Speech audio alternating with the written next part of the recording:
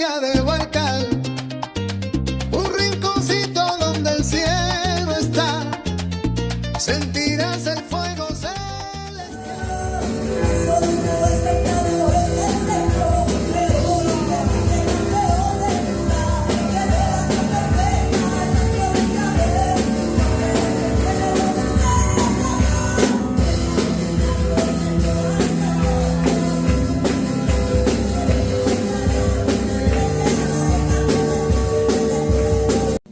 Y le dais la gloria al Señor.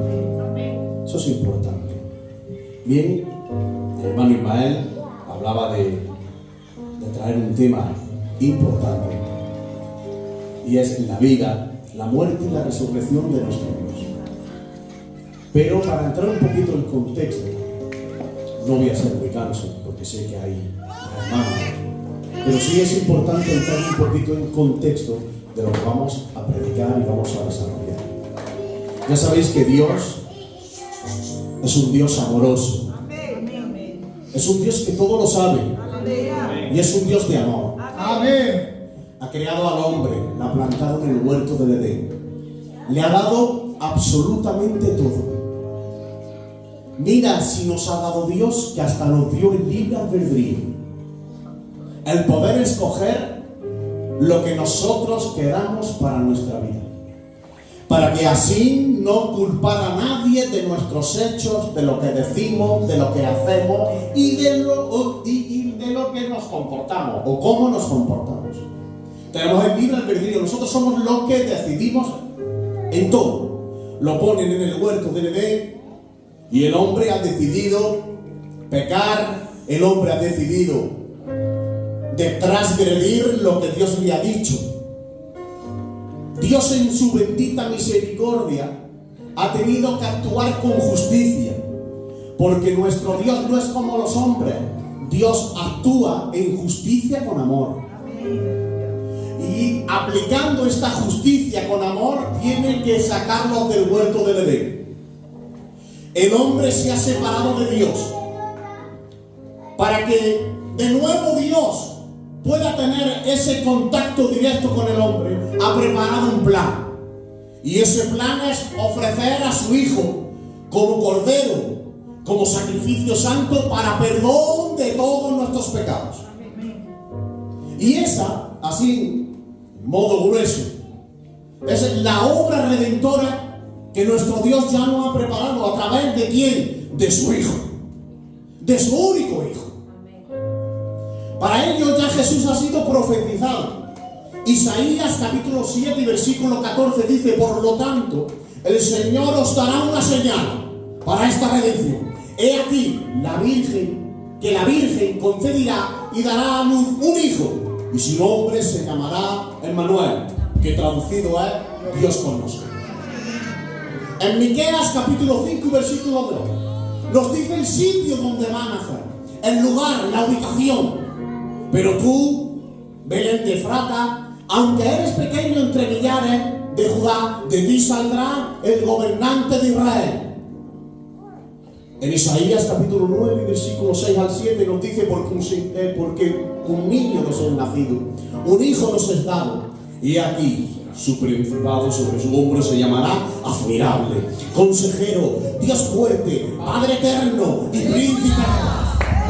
Padre fuerte, las palmas a Dios con él.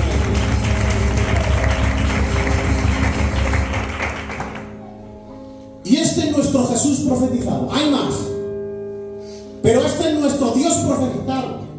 Ya está profetizado que tiene que venir.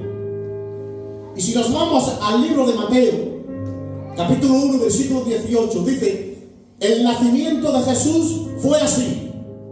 Estando desposada María su madre con José, antes de que se juntase, se halló que había concedido del Espíritu Santo. José su marido, como era justo y no quería infamarla, quiso dejarla secretamente. Cierra tus ojos y vamos a pedirle al Señor: bendito eres su rey. Tu palabra ha sido leída. Gracias te da mi vida, mi alma, porque sé que me vas a utilizar a mí y a mis hermanos para predicar tu palabra con denuedo, para salir renovados, para entender que tú eres el Dios grande, el magnífico, el inigualable. No hay otro fuera de ti. Gracias te da mi vida, mi alma, porque sé que en esta tarde tu palabra va a fluir en medio de tu iglesia en el nombre de Jesús. Padre, fuerte las palmas a Dios.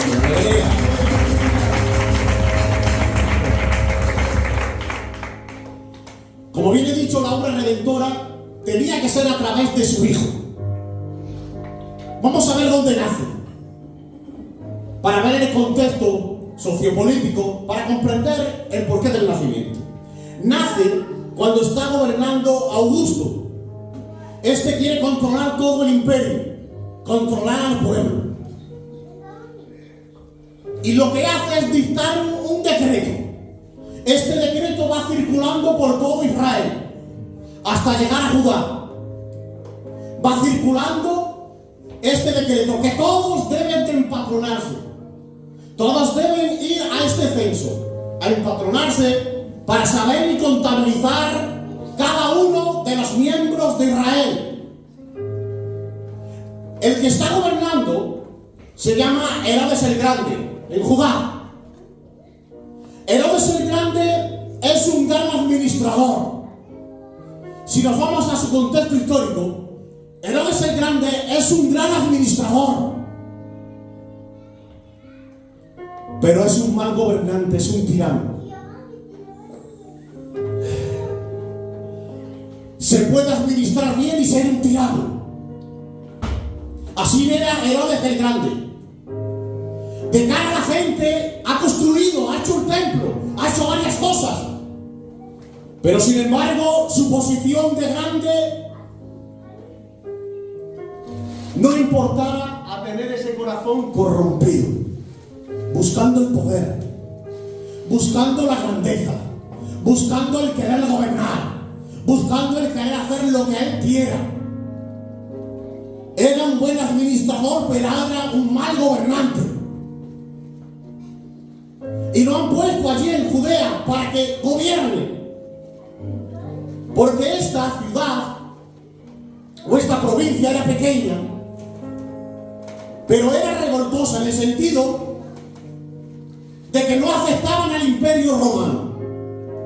Y llega hasta allí, a una aldea de Belén, de unos 300 a 500 habitantes. Allí no hay murallas, allí no hay defensa, allí no hay ejército. Simplemente es una aldea pobre, con un mercado insignificante. La mayoría son pastores, carpinteros. Es una aldea insignificante. Es una aldea que no cuenta mucho para el reino. De ahí a que tiene que decir, pero de ahí va a salir algo bueno. Era tan pequeña y tan insignificante. De 300 a 500 personas vivían. Pero que sea pequeña no significa que Dios no ponga la mirada en ella. Si nos vamos 1000 años atrás, ¿sabes dónde nace uno que era un pastorcillo, pero que luego más tarde vino a ser rey de Israel?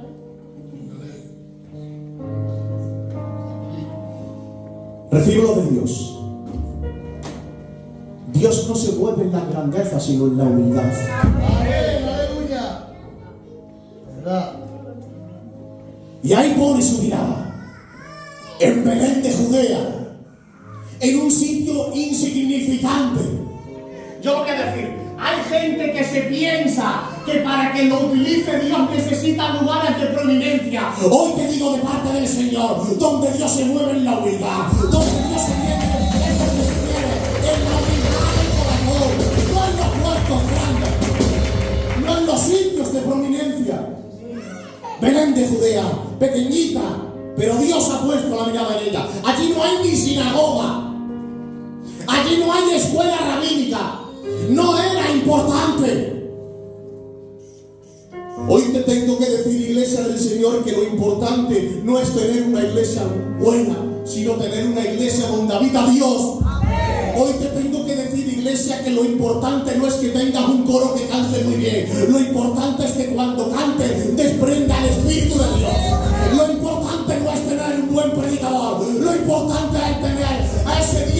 cuando predica el pastor, su palabra fluye en la iglesia. Dios se mueve en medio de la iglesia.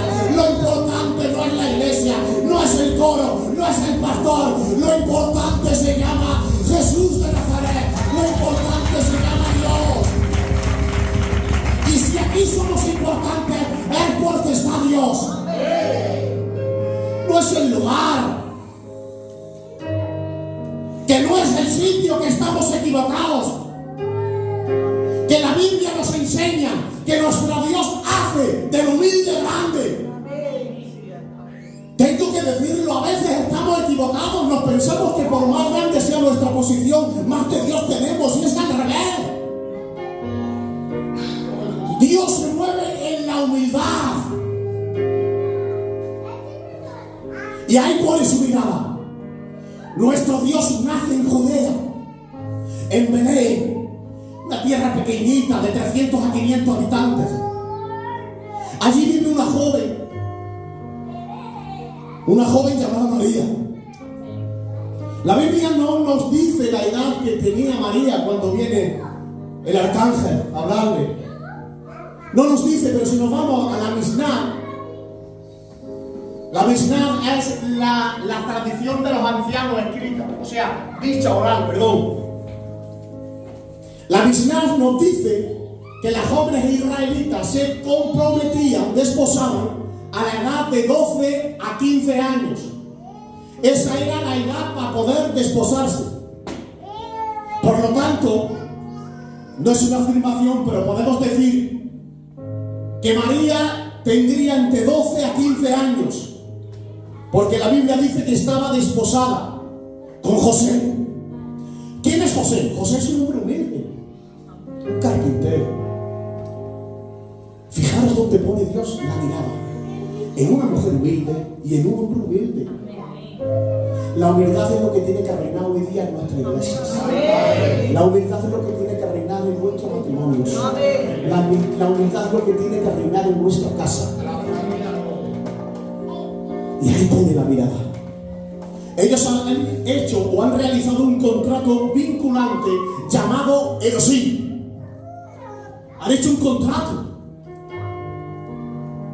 Este contrato, esta relación contractual, tiene como fin máximo un año.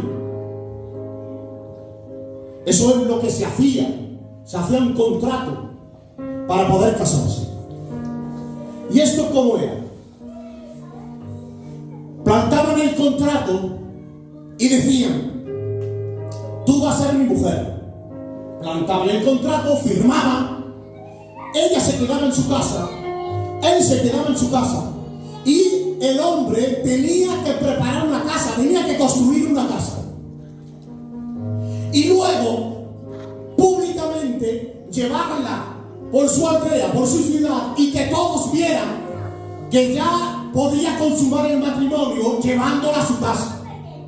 Pero hasta que no construyese su casa, hasta que públicamente no cogiese a María y llevarla por todo Belén e introducirla a su casa, no podía consumar el matrimonio, porque así estaba escrito.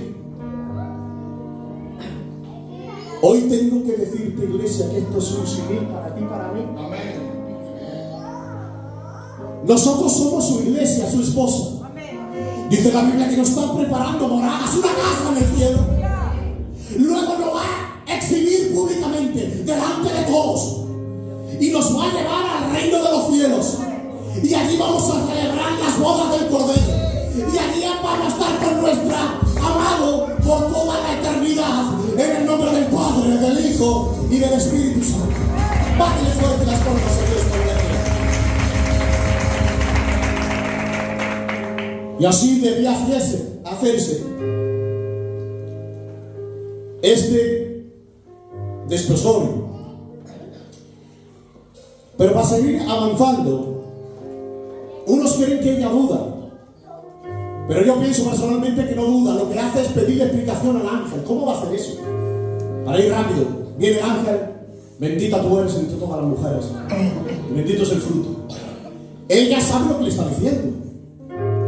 Ella no es que sea desobediente, a veces es obediente. Pero sí le dice: ¿y cómo va a hacer eso? Si yo todavía vivo con mis padres, no he conocido varón. José todavía está preparando la casa, no me ha exhibido públicamente delante de todos y me ha llevado a la casa. Y le tiene que decir: el Espíritu Santo vendrá sobre ti y te cubrirá. Esto es grandioso. Pero eso vamos a pasar así de puntillas, porque ahí se encierra un gran misterio. Ahí el verbo que se utiliza, cubrir, es el mismo que cuando utiliza para cubrir el campamento, el tabernáculo, en Éxodo capítulo 40, versículo 35, es el mismo que cubre. No hay nada que altere lo que hay dentro. Cuando la unión hipostática se realiza dentro del útero, cuando dice lo cubrirá, lo que está haciendo, nada de lo exterior va a alterar lo que hay dentro. Nada exterior va a entrar dentro de lo que hay dentro. Ese es el verbo que utiliza, cubrirá. Pero pasamos a celar. Se engendra. Ahí está el gran misterio. Dios es tu hombre. Ella ha aceptado. Ella ha dicho: sí, hágase tu voluntad en mí. Ella no ha sido desobediente. Me lo imagino yo en esa noche fría, con incertidumbre. Ella comenzaría a pensar: ¿y ahora qué hago con José? Para mí es más importante obedecer a Dios que a los hombres. Para mí es importante obedecer a Dios. Pero también es verdad que tengo a mi prometido, a José, ¿qué hago? Y ella estaría pensando. Pero sin embargo ha decidido obedecer a Dios. No le ha importado el que dirán. Lo que le importa es obedecer a Dios. José, dice, he leído, era justo y no quería infamarla. Pero vamos a ver. Era justo y no quería infamarla.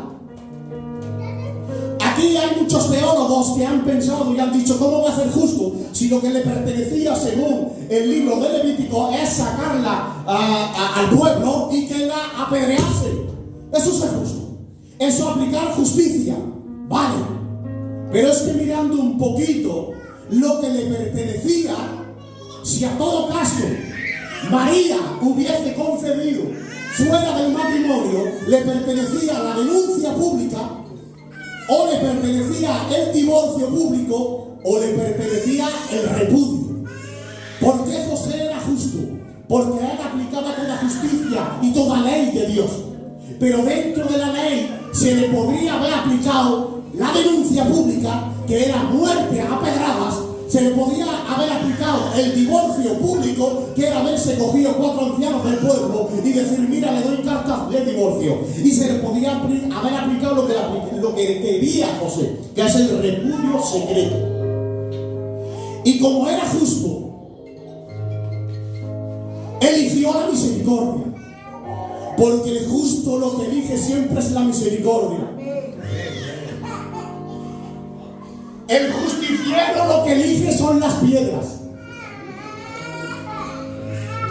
El justiciero elige las piedras. Pero el misericordioso elige el secreto. Y José, como era justo, eligió el secreto. ¿Y por qué elige el secreto? Porque la amaba. Porque el amor triunfa ante cualquier pedrada. Porque la amaba y no quería ver a su María que en medio del pueblo muriese a pedrada. Digo yo, no lo dice la Biblia, pero digo yo, que diría José en él: ¿pero qué has hecho, María? Que te mereces morir a pedradas, pero te amo tanto. Sé que me has hecho daño, pero te amo tanto, que en mí está impregnado el amor y la misericordia y el perdón. Porque el que tiene a Dios perdona. Amén. El que tiene a Dios perdona. Amén. La dejo secretamente. José temía, porque se lo dice luego el ángel: José, no temas. Él tenía temor en su corazón. Pero sin embargo acepta la voluntad del Señor. el temor no le impidió aceptar la voluntad de Dios. Que viene incertidumbres, ¿verdad? Pero por encima de mi incertidumbre está la obediencia. El obediente pasa por encima de la incertidumbre. No entiendo, pero obedezco. Sé que no debería de estar pasando por aquí, pero sin embargo, por amor a ti, obedezco. Y José obedeció. Obedece y coge a su mujer. Y ahora sí se la lleva. Y la hace su mujer. La lleva públicamente y se la lleva a su casa. La Biblia dice que no la conoció hasta que después nació, cuando nació Jesús. Pero sí la sirvió públicamente, porque ya todos decían María o José. Esta es su mujer. Llega la hora de dar a luz a este Mesías. A través de este censo se tiene que ir a Belén. Y cuando llega allí, va a ir rápido. Dice la Biblia que todas las posadas estaban llenas. Todas las posadas estaban llenas. No había lugar para Mesías. Todas las posadas llenas. No hay lugar para Cristo. Y esto para mí, yo lo simbolizo con nuestra mente y nuestro corazón. Si lo llenamos de este mundo, no hay sitio para Jesús. Ellos llegan y todo estaba lleno. No había dónde ponemos a Jesús. Si es que todo está lleno, ¿dónde lo pongo? Y la Biblia les dice, bueno, hay un pesebre, hay un rinconcito allí. Allí hay un pesebre. Vete allí al pesebre y allí que dé a luz tu mujer. Ahí va María y José, un hombre y una mujer joven, escogidos por Dios, obedeciendo a Dios, aún no comprendiendo muchas cosas, con dudas y temor en el corazón, pero sin embargo ahí en la brecha, obedeciendo a Dios. Entran a este pesebre. Un pesebre, por lo menos yo me lo imagino, que es un sitio donde hay muchos animales. Es un sitio donde se apacientan los animales, donde se guardan los animales. Pero sin embargo, el posadero, para poder alquilar esto, supongo yo que habrá sacado a los animales o lo habrá amarrado una de dos, para poderlo dar como habitación, como estancia. Los animales tenían que estar fuera, porque si viene mi Cristo a nacer, los animales tienen que salir. Estando Dios en medio, no puede haber animales. O están fuera o están amarrados. Tengo que decirte, iglesia del Señor, que si en tu corazón ha nacido Cristo, no puede haber cosas distintas. Una de dos, o lo tienes amarrado o lo tienes fuera. No puede nacer Cristo y los animales ahí alrededor de él. No. Para que nazca Cristo en tu corazón y en mi corazón y en mi mente, debemos reprender al demonio en el nombre de Jesús. Debemos reprender toda artimaña del demonio. Tenemos que echar fuera todo lo que no agrada a Dios. Porque estando los animales allí, lo que harían es molestar al niño. Y Dios no quiere que se moleste al niño. Dios no quiere que se moleste al niño. El niño debe de nacer y cumplir las profecías que acabo de recitarse. Ha nacido el Salvador del mundo, el Dios hecho carne. Los animales no pueden estar en medio de un pesebre. Sí, un lugar humilde, un lugar que quizás para nosotros no hubiésemos elegido un gran palacio. Es el Rey de Reyes, el Señor de los Señores. Es el Dios hecho carne. No quiero un pesebre, quiero un palacio. Pero tengo que decirte como he empezado. Dios se mueve en la humildad. En el pesebre le visitan unos ángeles a los pastores y le dice: ha nacido. Y yo pensaba, vamos a ver, a los pastores le mandas un ángel que le avise, Pero a los magos del oriente, o a los magos, les manda una estrella. Fijaros, a unos se mueve de una forma y a otros lo administra de otra forma. Unos siguen a Jesús por la estrella y otros siguen a Jesús por el mensaje.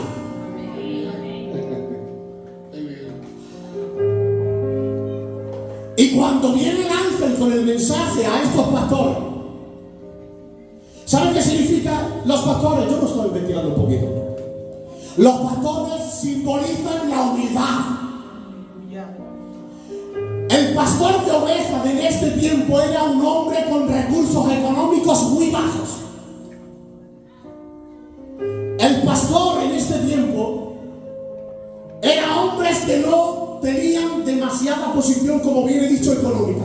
Tenían que trabajar con las ovejas, sacándolas al campo. Pero es que para mí me llena de gozo cuando comienzo a mirar. Y es que las ovejas que estos hombres humildes pastoreaban eran las mismas que luego utilizaban en el templo. Para los que les gusta leer y estudiar, búscalo. Posiblemente este rebaño que se apacentaba allí en Belén estaba al lado del templo.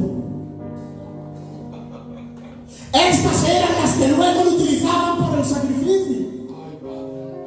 Lo que el mensaje de Dios estaba diciendo: esto viene a ser un simbolismo del que ha nacido el Cordero Santo, el Cordero de Dios, hombre humilde, pero el que va a limpiar el pecado del mundo. Este es el Cordero de Dios, sacrificio perfecto. Pero sin embargo, como bien he dicho, la Biblia nos enseña y nos dice que hay otros que por una estrella, por los destellos que hay en el cielo. Si hay un buen destello, voy detrás de ella. ¿Por qué? Porque es un destello que me alumbra, que mientras que vea un destello, voy detrás de ella. Pero sin embargo, la Biblia dice que luego, cuando ven a Jesús, ellos eligen volver por otro camino. Lo encuentro por el destello, pero cuando me encuentro vuelvo por otro camino. Lamentablemente así hay gente que mientras que venga un cantante, un predicador, siguen el destello de ese día, siguen simplemente el destello de ese día. Sí, ese día se gozan, tienen el encuentro con el niño, pero la Biblia dice que luego se marchan por otro lugar. Yo no quiero ser un hombre que siga el destello de una estrella. Yo quiero ser como estos pastores, que venga el mensaje de vida, que yo reconozca que ese es el Cordero de Dios, el que me quita el pecado del mundo. Los que no entiendan, levanten conmigo la mano al cielo y gritan potente amén. Yo no sé si me estoy pasando, creo que sí. Pero para cerrar, cuando todo Israel se ha enterado de que ha nacido posiblemente el Salvador, porque todos están revolucionados, todos. Herodes está turbado, el pueblo está alerta, ha nacido el Salvador. Cuando Herodes tiene conocimiento de que el Salvador ha nacido, lanza un edicto terrible y tiene que decir a todos los niños menores de 2 años: hay que matarlos. No dejo que el Mesías nazca, no dejo que me quite el trono. Ese no va a gobernar Israel, ese no va a gobernar el pueblo, porque lo que me interesa es gobernar yo. Quiere matar a Jesús.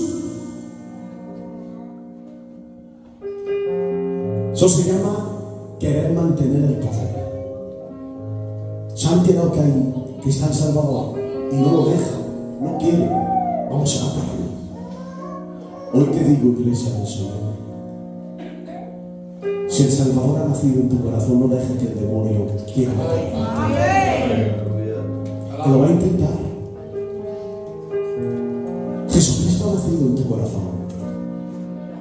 El día que aceptaste y viniste aquí y dijiste: Señor, te acepto como dueño y salvador de mi vida, en ese momento ocurrió algo grandioso en tu mente, en tu corazón y en tu alma. En ese momento Jesús nació en tu corazón. Ahora hay un edicto terrible de parte del demonio, Jehová Dios lo reprenda. Va a querer matar. va a querer matarlo. Por eso hoy te digo de parte del Señor, si aceptaste a Dios como dueño y salvador de tu vida, si Jesucristo ha nacido en tu corazón, no permitas que nada ni nadie intente matar a lo que ya tienes en el corazón, que se llama Jesucristo de Nazaret, el Hijo de Dios viviente. Amén. Bátele fuerte las palmas a Dios, que alegría. Que el Señor os bendiga, que el Señor os guarde y las honre. Reciban ustedes un saludo esta tarde en el nombre de nuestro Señor Jesucristo. ¿Cuántos están gozando de este culto? Quiero levantar tu mano conmigo y gritar un fuerte aleluya. Aleluya. Un fuerte gloria a Dios. Gloria a Dios. Yo estoy disfrutando, la verdad que nuestro hermano José Ángel tenía hablando acerca del nacimiento de Jesús. Aleluya, una línea preciosa en la cual yo estaba disfrutando y comiendo de su rica palabra en el nombre del Señor. Miren, a mí, como ha dicho el pastor, ya sabéis mucho, me ha tocado hablar, aleluya, acerca de la muerte de nuestro Señor Jesucristo. Esto es un tema tan amplio, hermanos, que necesitaríamos horas, incluso digo días, aleluya, para poder, amén, de cualquiera de los puntos que vamos a tocar, cualquiera, yo y mis hermanos, necesitaríamos incluso días, aleluya, para poder abarcar todo, amén, cuanto tiene, pero sí, simplemente si me acompañas hoy, aleluya, nos vamos a poner, aleluya, y vamos a ponernos a la orilla, amén, de todo lo que implica la muerte de nuestro Señor Jesucristo. Amén. Para ir rápido, no alargarme mucho, vamos a ir directamente a leer la escritura, Isaías 53,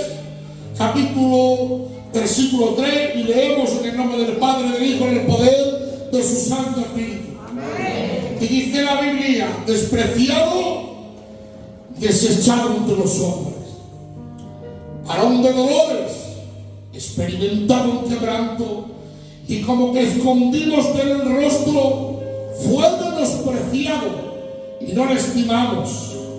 Ciertamente llevó él nuestras enfermedades, sufrió nuestros dolores, y nosotros le tuvimos por azotado, por herido de Dios y abatido. Mas él herido fue por nuestras rebeliones, molido por nuestros pecados. Ahí va. El castigo de nuestra paz fue sobre él, y por su llaga, fuimos nosotros curados, en el nombre del que vive. Dale un aplauso a la palabra de Dios. Aleluya. Este texto que hemos leído, antes de lanzarme en lo que les quiero transmitir, déjame que te haga una pregunta a modo personal entre usted y yo, ya que tenemos confianza. ¿Cuánto vale para ti Jesús? ¿Cuánto vale para ti Jesús? Cometemos la entorpeza de con nuestra vara medir lo inmedible, de con nuestra lógica calcular lo incalculable. Si supiésemos la manera con la que Dios nos ama, si nos percatáramos tan siquiera y tuviésemos la más remota idea de la forma en la que Dios nos ama, ya te dice tu amigo Gabriel en esta tarde que más de una cosa que hacemos no la haríamos, que más de una manera de pensar que tenemos no lo haríamos. Menos mal que, como decía nuestro hermano empezando, Dios es un Dios no solamente de justicia, sino también de misericordia. Se han atrevido, vemos 3 grados de humillación, hermanos.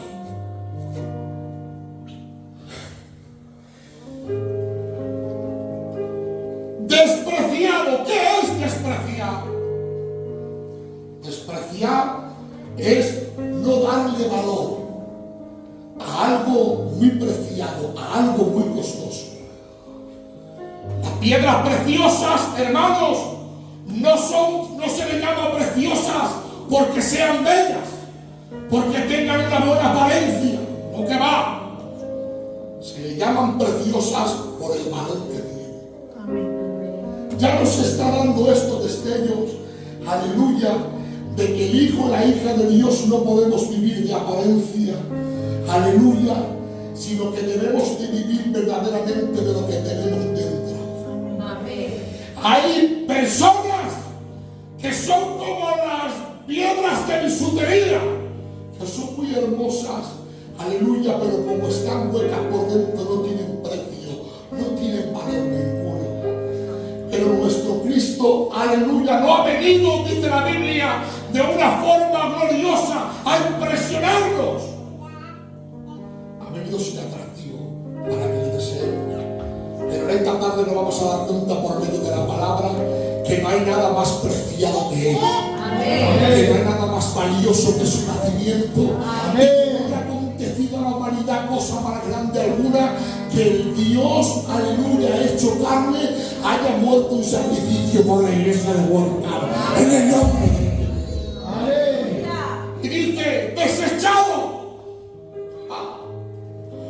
despreciado, menospreciado, rebajar el precio. ¿Cuánto vale Jesús?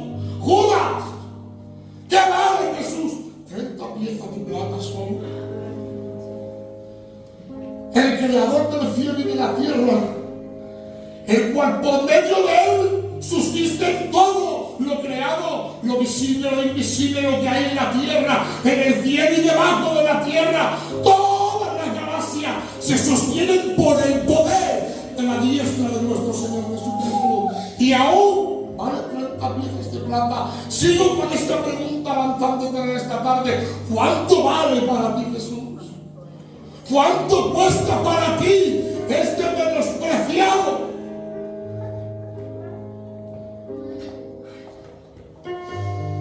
Por favor, empieza a darle valor. Asistir a este lugar cada día. Me siento con libertad, pastor. Sí.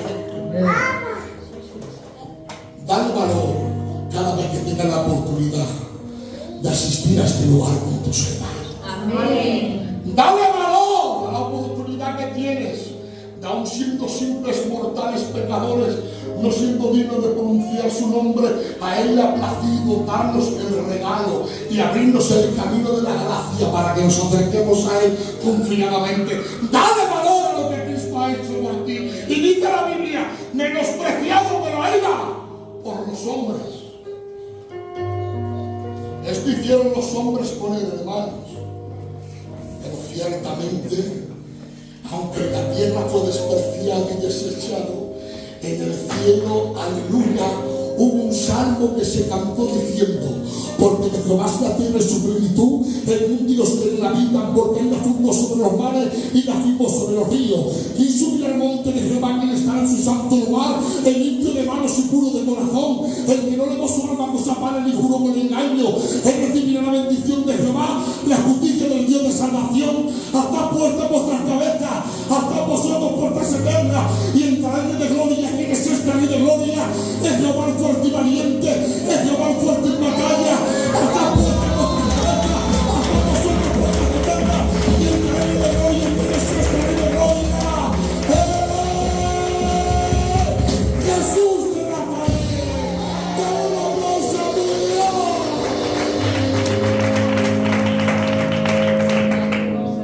Y ahora bien, para ir rápido, no alargarme mucho, mirad, la paga del pecado es muerte.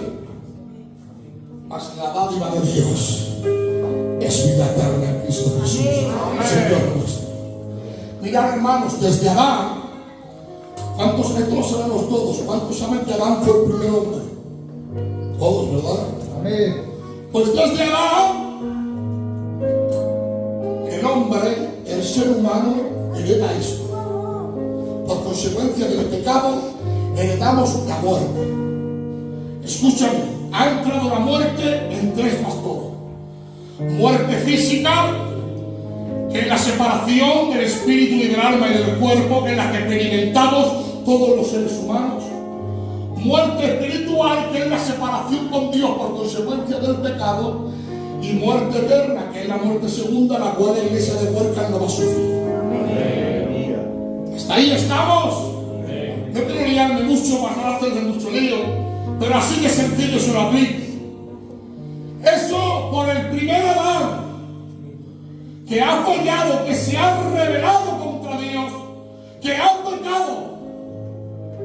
Pero que Dios, en su licencia, en su conocimiento anticipado de las cosas, ya ha preparado algo para solucionar al hombre. Ya ha preparado un antídoto. Todavía no estaba la enfermedad, aleluya, cuando Él ya ha preparado el antídoto. Todavía no se había producido, aleluya, el pecado, cuando Él ya había provisto el remedio. Escuchar, antes de que los pájaros cantaran, antes, aleluya, de que las flores, aleluya, emergieran de la tierra, antes de que el mar produciera los peces y que el mar produciera las aves, aleluya, que vuelan por el cielo y el firmamento, antes de que la lumbrera mayor se señoree de día y que la menor se señoree de noche, antes que la expansión de la tierra emergiera de las aguas, separándose de los mares, antes que eso, mi Dios pensó en usted, pensó en su casa, pensó en vuelta, preparando algo a nuestro Señor Jesucristo. Y dice la Biblia, el cordero fue inmolado, fue sacrificado antes de la fundación del mundo, hermanos. De cómo su carne, ay, de cómo su carne. Y no tengo tanto que decir, aleluya, que quiero reducir al máximo. Todavía no estaba ni el hombre creado cuando Él ya, hermanos, ha preparado el plan de salvación para nosotros. ¿Cuál es el plan de salvación? Nuestro hermano ha comenzado diciendo que nuestro Señor Jesucristo había de nacer en Mira. Había una ley que se llama la ley de la restitución, que era que cuando se cometía un pecado tenía que haber un sacrificio, un derramamiento de sangre, hermanos. Durante un periodo aproximado de unos 1400 a 1600 años más o menos, ha habido una sombra de este sacrificio. El pecador, el penitente, una vez al año, aleluya, tomaba un cordero, lo llevaba ante el sacerdote. El sacerdote estaba durante 3 días examinando aquellos corderos que decía nuestro hermano, hablando, y luego el cordero que estaba limpio, sin mancha, era sacrificado. Pero escúchame, esto se hacía una vez al año, y esto, hermanos, propiciaba, ahora me vas a entender, ¿qué es la propiciación? Es uno de los beneficios de la muerte de nuestro Señor Jesucristo. Propiciar significa aplacar o cortar la justa ira de Dios Padre. Pero esta propiciación que se hacía en el día de Yom Kippur, el día de la expiación, solo servía por un año y cubría el pecado del pueblo por un año.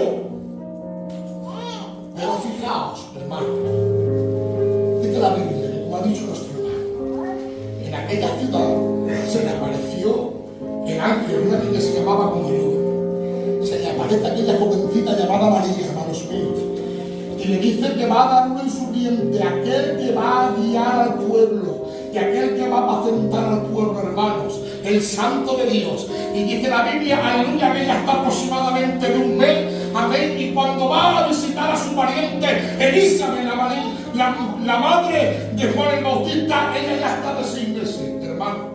Y dice la Escritura que cuando se encuentran las 2 mujeres, el niño Juan el Bautista en el vientre de su madre, aleluya, dice la Biblia, que saltó de alegría. Claro, ahora entiendo, hermanos míos, si por un mes, amén, le ha hecho saltar en el vientre de su madre, cuando lo va a descender a él en el río Jordán, tiene que gritar y exclamar la expresión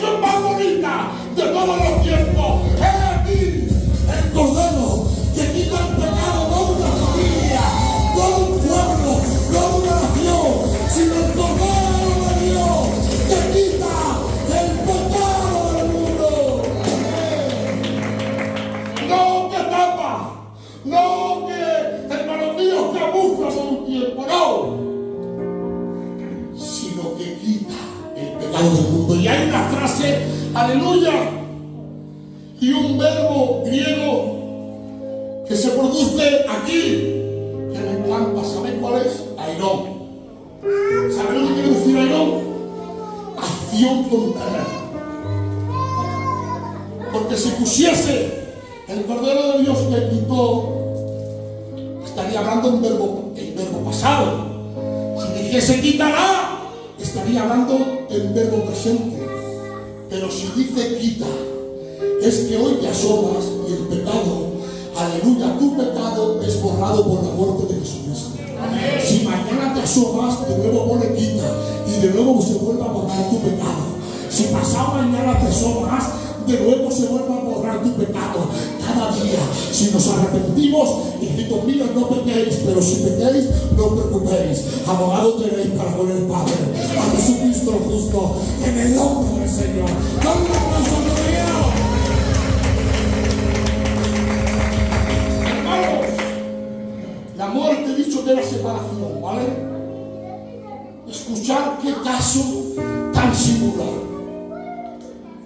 Que una muerte haya separación.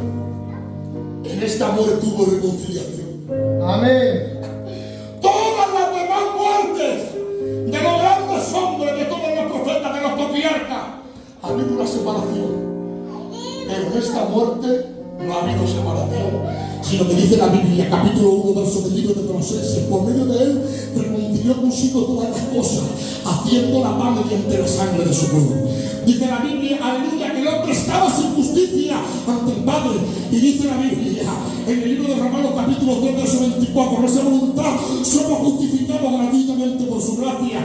El velo estaba cerrado, no había camino en enemistad con Dios. Pero dice la Biblia, libro de Hebreos, capítulo 9, verso 20, teniendo libertad para entrar en el lugar santísimo por medio de la ofrenda del cuerpo de Jesucristo. Oye bien, hecho una vez y para siempre, para siempre. Si la sangre de los poros, de los vuestros cabellos sirvió para la purificación de la carne, cuando no da su sangre nos perdona. Todas las demás muertes traían separación. Esta trajo reconciliación con el cielo. Amén. Reconcilió consigo todo, hermanos, todo el universo, incluso el reino animal, que estaba separado, la tierra, que tenía un juicio cuando el pecado, y sobre todo lo más importante, la iglesia de muerte, fue reconciliada con el Padre. Amén. Que gloria tenga su nombre. Amén. Pero fijaos, hermanos, mirad, en Adán, desde Adán recibimos una herencia. ¿Sabes qué fue? La herencia del pecado. De manera, hermanos míos, que todos, dice la Biblia, que cuando todos pecamos, todos estábamos destituidos de la gloria de Dios. Que un niño cuando nace, no nace con pecado. Escúchame, no. Pero sí nace con una naturaleza con tendencia hacia el mal, con una naturaleza caída. De manera que cuando el niño toma conocimiento, solo es incitado a pecar. Con una naturaleza caída. Eso es lo que hemos heredado de Adán. Del primer Adán. Pero escucha, del segundo Adán, llamado Jesucristo, el Hijo de Dios. No me conformo. Del segundo Adán, llamado Jesucristo, el Hijo de Dios, hemos heredado la vida. Gracias a su muerte, hoy tenemos vida. Amén. Gracias a su muerte, hoy tenemos acceso al cielo. Dice la Biblia, bendito sea Dios y Padre de nuestro Señor Jesucristo, que según su grande misericordia nos hizo renacer para una esperanza viva, inmarcesible, aleluya, indestructible, reservada en los cielos. Aleluya. Pero escuchad que voy a ir terminando. Mirad, ¿cuántos han recibido la herencia de la vida de Jesús? Tómalo conmigo, no tengas miedo, levanta tu mano, grítame.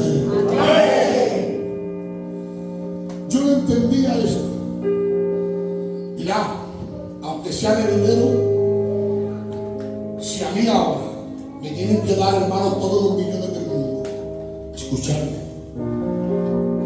todos los millones del mundo, que mi padre fijo me deje todos los millones del mundo, todas las casas del mundo, todos los coches del mundo, y me dan a elegir que si quiero a mi padrecito, al que me va a pasar una herencia, o todos los millones del mundo, prefiero vivir debajo de un puente y que mi padrecito esté vivo. Recibir una herencia es un motivo de tristeza, aunque nos beneficia, es un motivo de tristeza. ¿Cómo es que la iglesia canta? Si hemos recibido una herencia, que es la herencia de la vida por medio de la muerte de Jesucristo, ¿cómo es? Que la iglesia tiene vida, que la iglesia canta, que la iglesia ríe. Muy sencillo, te lo digo. Amén. Porque nosotros no solamente, aleluya, recibimos la herencia, sino que tenemos el testador, aleluya, el testamento, y nuestro testador no se quedó en el sepulcro. Nuestro testador al tercer día resucitó entre los muertos. Él vive, Él vive, Él vive. Por eso es que aún su muerte produce vida en nosotros. Amén. Él está vivo, Él ha resucitado. En las garras del sepulcro han podido sostener a todos los grandes hombres de la historia bíblica y de la historia secular, pero a mi Cristo no pudieron sujetar, simplemente por la sencilla razón, cierro la Biblia. Esto, si quiero dejarlo muy claro, no fue un asesinato. A Cristo no lo mataron. Pero a Él no le mata a nadie. Él tiene autoridad para dar la vida y volver a tomar. A Él nadie le quita la vida, sino como hemos leído, a Él como cordero mudo se entrega en sacrificio perfecto por amor a la iglesia de Dios.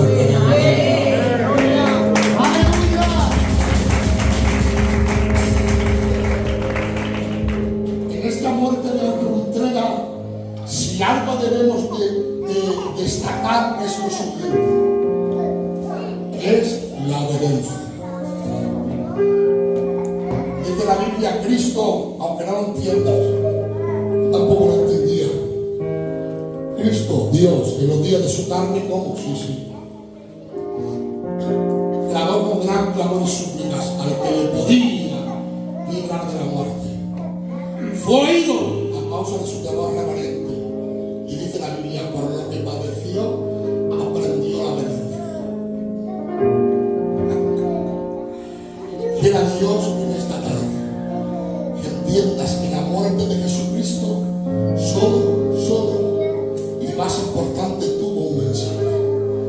Por la desobediencia entró que el pecado y la muerte, mas por la obediencia del segundo Adán entró en la muerte del segundo Adán, entró la vida de la iglesia de Dios. Amén. Aleluya. Así que si algo debes de aprender, aprende esto. Aprende a obedecer la palabra. Aprende a doblegar tu voluntad a la voluntad del Padre. Aprende, aleluya, a entender que la voluntad de Dios se haga agradable, perfecta en tu vida.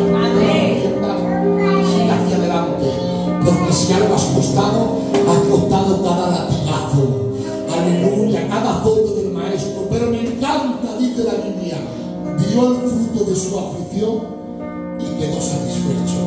Sois el fruto de cada latigazo, sois el fruto de la corona de espinas, sois el fruto de los que daban en su mano, en su pie, soy el fruto de que le lavaron las espaldas en sangre, soy el fruto de lo más grande, de lo más importante, de que él gritara ese grito de cordero venciendo, ese grito de gladiador triunfante sobre la arena mirando al César, diciendo: consumado, he vencido.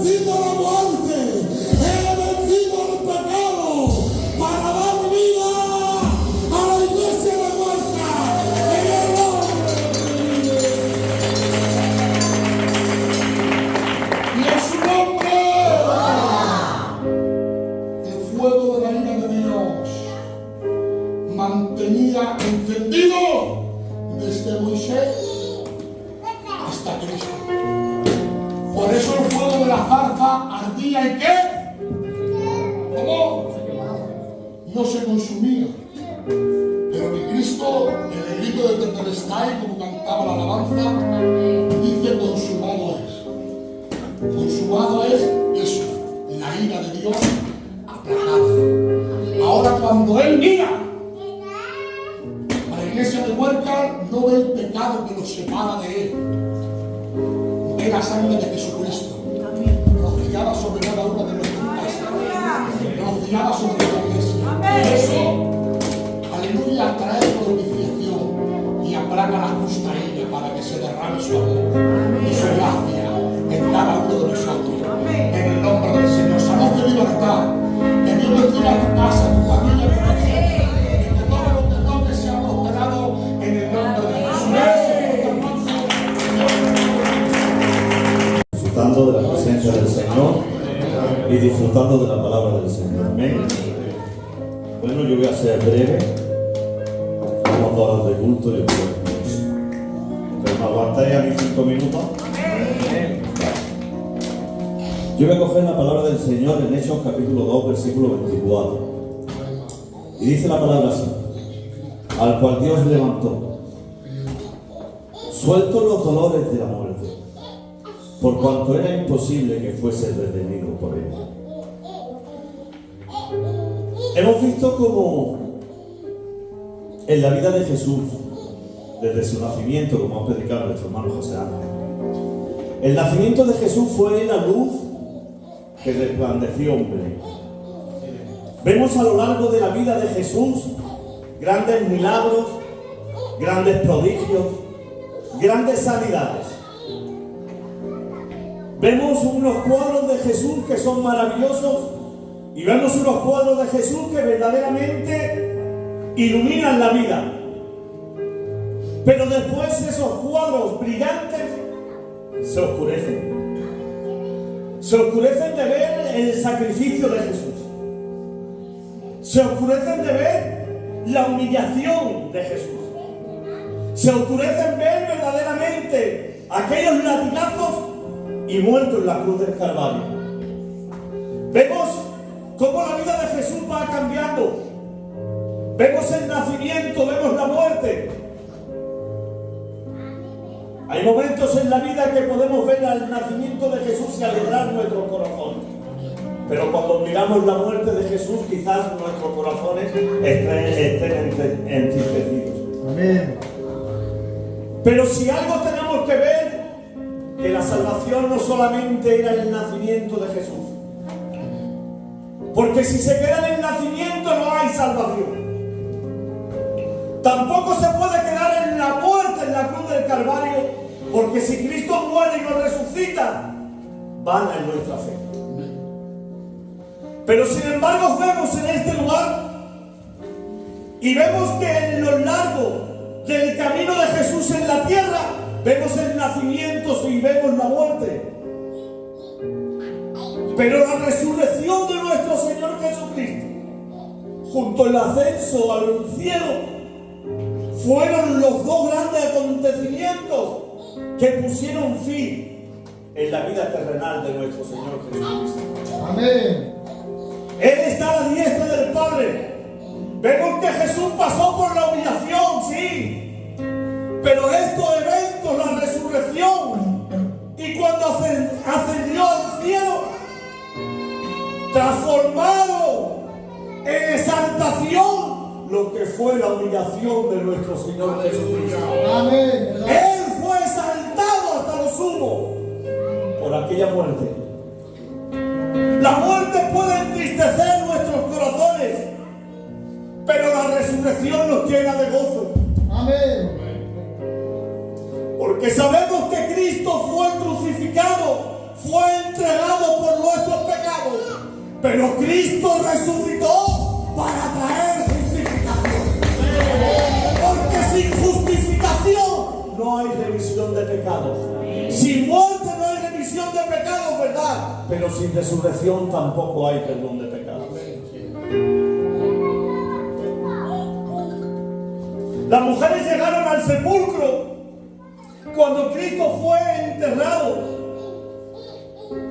yendo allí con el corazón entristecido de que Cristo había muerto, se encuentra con la noticia del ángel: sea que habéis venido, buscáis a Jesús, al que fue crucificado. Pero en ese momento le dice el ángel: Él no está aquí, ha resucitado. Amén.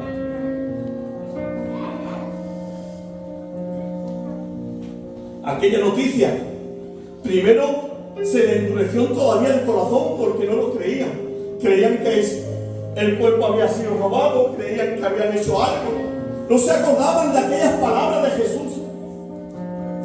Pero sin embargo aquel sepulcro estaba vacío. Aquel sepulcro no solo estaba vacío, sino que el Mesías había triunfado.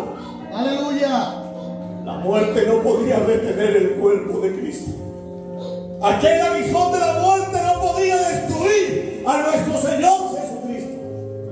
Él tenía que resucitar de entre los muertos.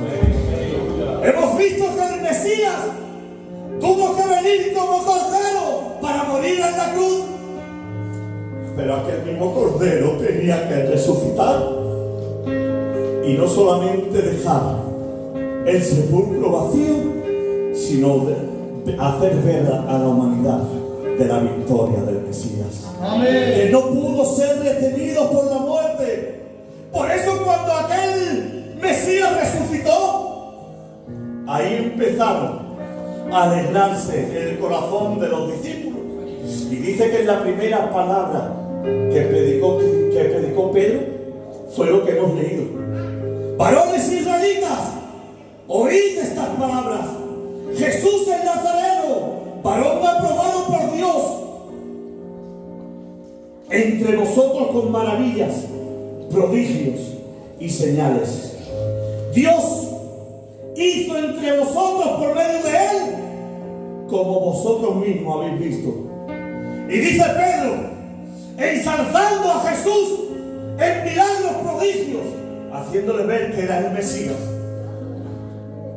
Y en aquella primera predicación dice: y David, siendo profeta, habló de la resurrección de Cristo, que su alma no fue dejada en el Hades, ni su carne vio corrupción. A este Jesús lo resucitó Dios. Amén. Aleluya.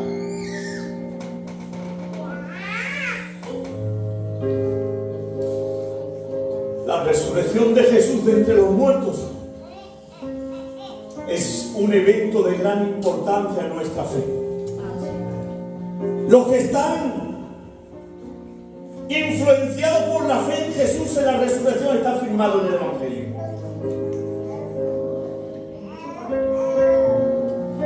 Había personas que no creían en la resurrección.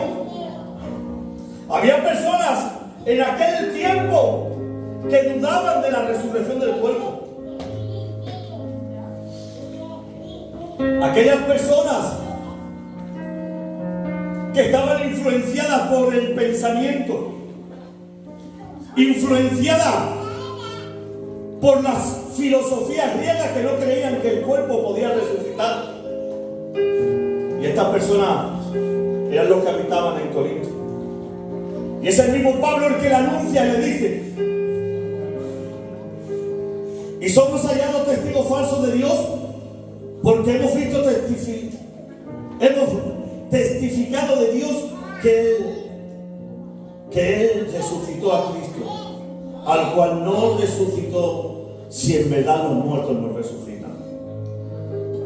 Le estaba diciendo: si vosotros decís que Cristo no ha resucitado, si no hay resurrección del cuerpo, Cristo no ha resucitado. Y si Cristo no ha resucitado, vana es vuestra fe.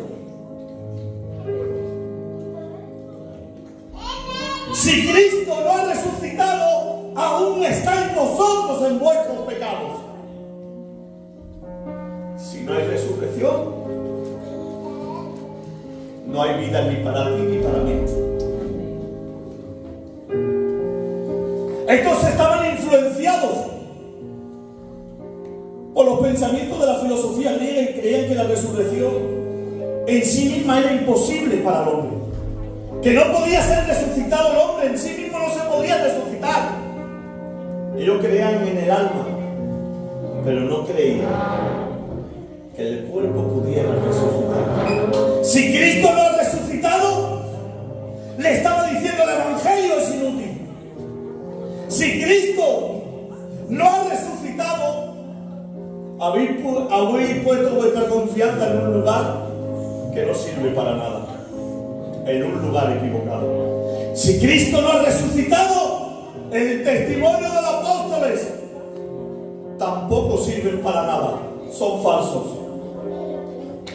Que no haya resucitado significa que no tenemos a un Cristo resucitado. Si no hay resurrección del cuerpo, Cristo no ha resucitado. Y no tener a un Cristo resucitado significa que la fe de los corintios estaba en un lugar totalmente equivocado, que sus pecados no estaban perdonados. Si no hay resurrección del cuerpo, deberían abandonar la fe. Amén, así es. Así se lo estaba diciendo Pablo a aquellos corintios. Le voy a decir algo muy importante. La resurrección de Cristo es fundamental para la fe cristiana. Amén. Como Cristo resucitó, nuestros pecados son perdonados. Como Cristo resucitó, Él intercede por nosotros ante el Padre. Como Cristo resucitó, Él venció a la muerte. Amén. Como Cristo resucitó, sabemos que nosotros también resucitamos. Amén. Aleluya.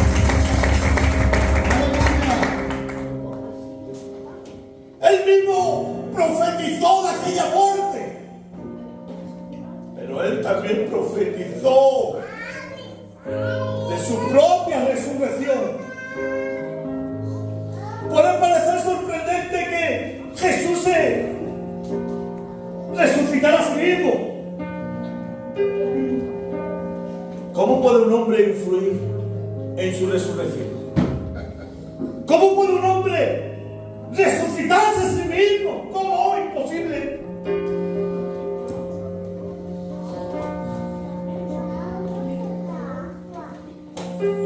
¿Saben cuál es la respuesta? Que Jesús es mucho más que un hombre. Jesús es mucho más que un hombre que había muerto. Es el Hijo eterno de Dios. Y Él puede hacer todo. Los hombres malvados querían matar su cuerpo. Y podían. Pero no podían cambiar su naturaleza eterna. Amén. Ni debilitar su poder divino. Podían matar el cuerpo, sí, pero no debilitar su naturaleza divina, su poder divino. Por eso es que dice Jesús que ningún hombre mortal podría hacer nunca lo que Él hizo. Yo pongo mi vida, pero lo mismo que la pongo la vuelvo a tomar. Amén. Eso ningún hombre en el mundo lo puede hacer. Yo pongo mi vida, pero la vuelvo a tomar.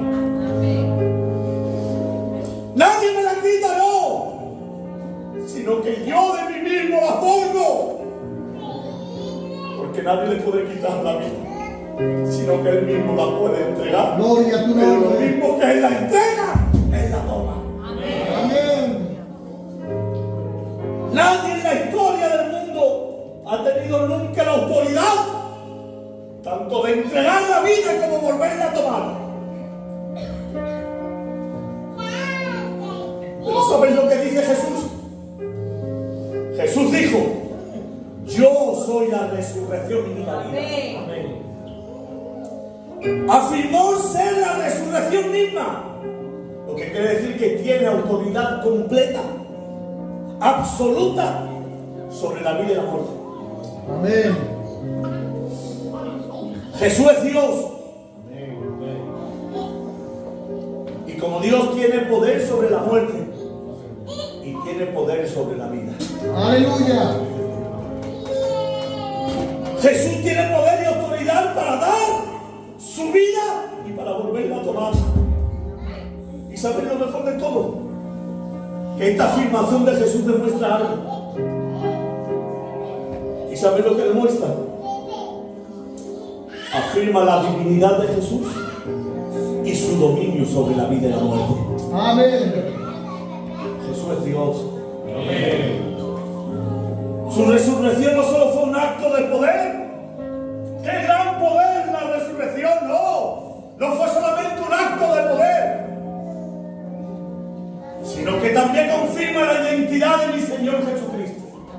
Y la identidad de mi Señor Jesucristo es que es el Hijo de Dios. Amén. Es Hijo, pero es eterno. Amén. Ahí Él demuestra su divinidad.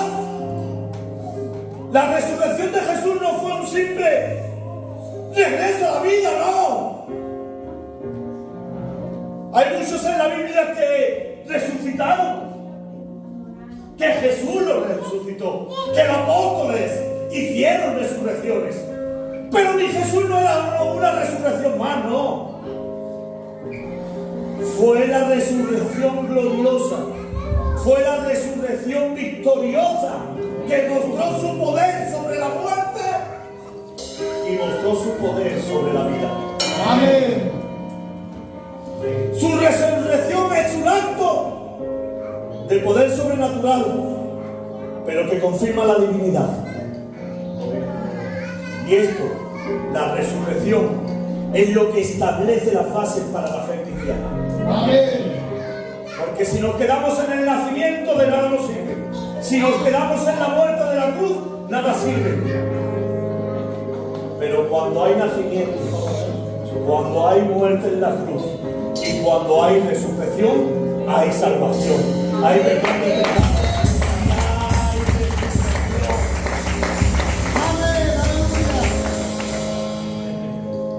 Eso es lo que establece nuestra fe cristiana. Jesús nació, qué bonito, que Dios tuviera ese amor, que siendo Dios se hiciera hombre.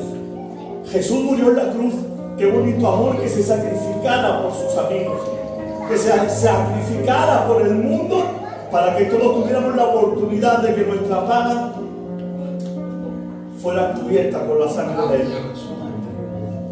Pero qué gran poder tuvo en su resurrección, porque si Cristo no hubiera resucitado, ni tú ni yo resucitamos. Amén. Aleluya. Pero por cuanto Jesús resucitó, nosotros resucitaremos con Él. Amén. Cuando venga esa trompeta, Amén. cuando se escuchen las trompetas y los muertos en Cristo resuciten primero, y aquellos que hayan quedado serían transformados juntamente con nosotros en el aire para volver al cielo con Cristo. Así que alégrate, Cristo vive, Cristo vive, Cristo vive. Nosotros vivimos con Él. Que Dios bendiga mucho. Un abrazo para todos. Amén. La paz de Dios gobierne vuestro corazón.